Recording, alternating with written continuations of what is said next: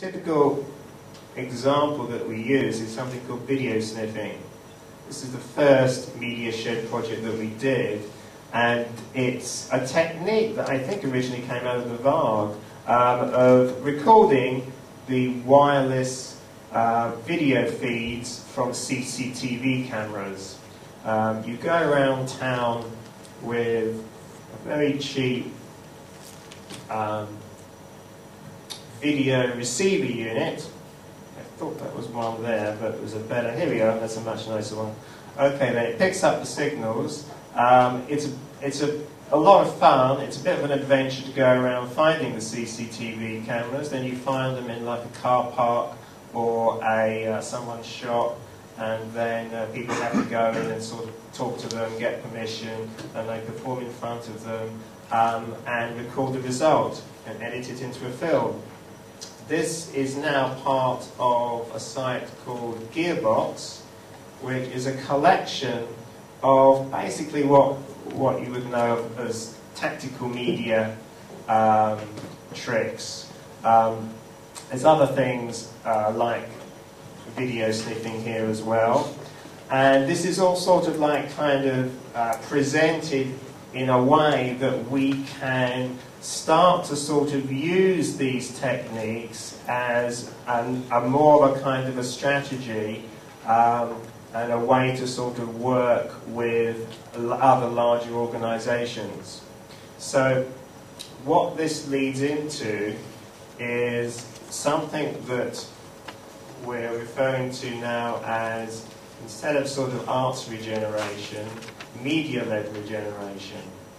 The idea is to try to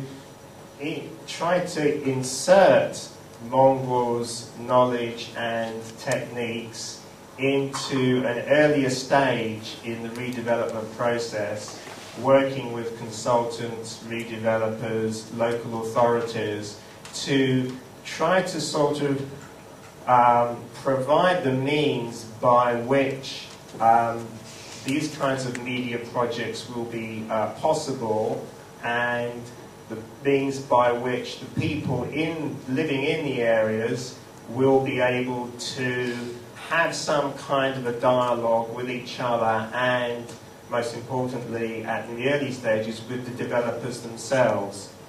So, what should I start with? Okay, one example of this is our Crosstalk project. Now, I don't know if you've heard of this term eco-media, but it seems to have been something which has sort of appeared simultaneously across the globe.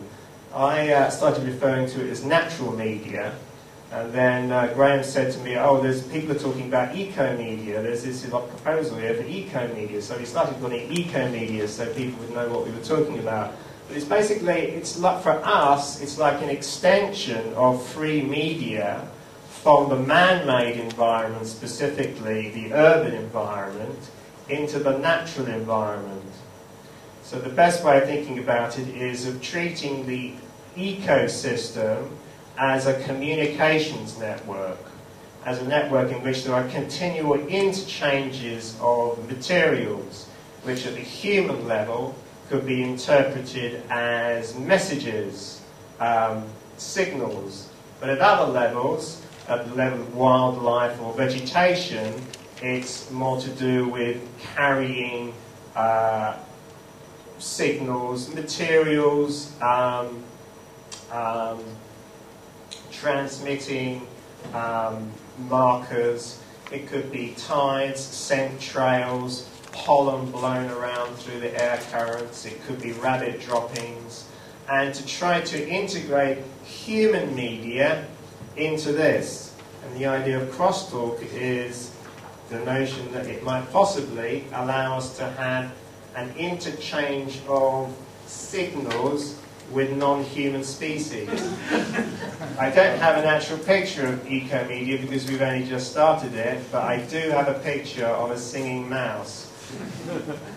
Okay, so this sort of links in with the whole kind of suburban redevelopment thing, and we are trying to learn how we can take all these things that we've learned and learn how to express them in a language in a way that makes sense to these new organizations that we're trying to work with, and hoping that images like this don't undermine the seriousness of our purpose too much.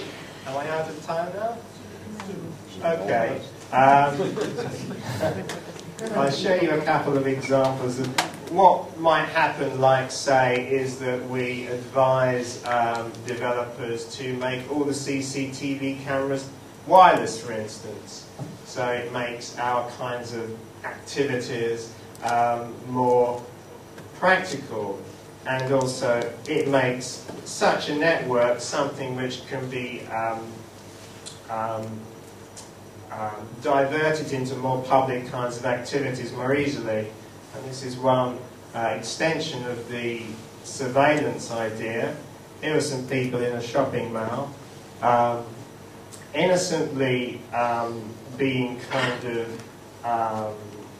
herded around this semi-public, this private public space.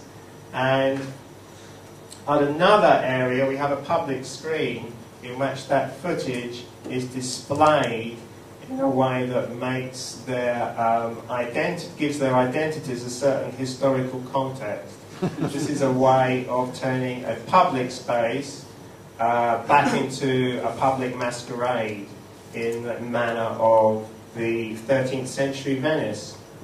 And once you've done this, of course, bearing in mind the idea of these spaces being able to sculpt the flows of human traffic, then you can go on to more ludic versions like this, which are then picked up and displayed on a large public screen as something like this.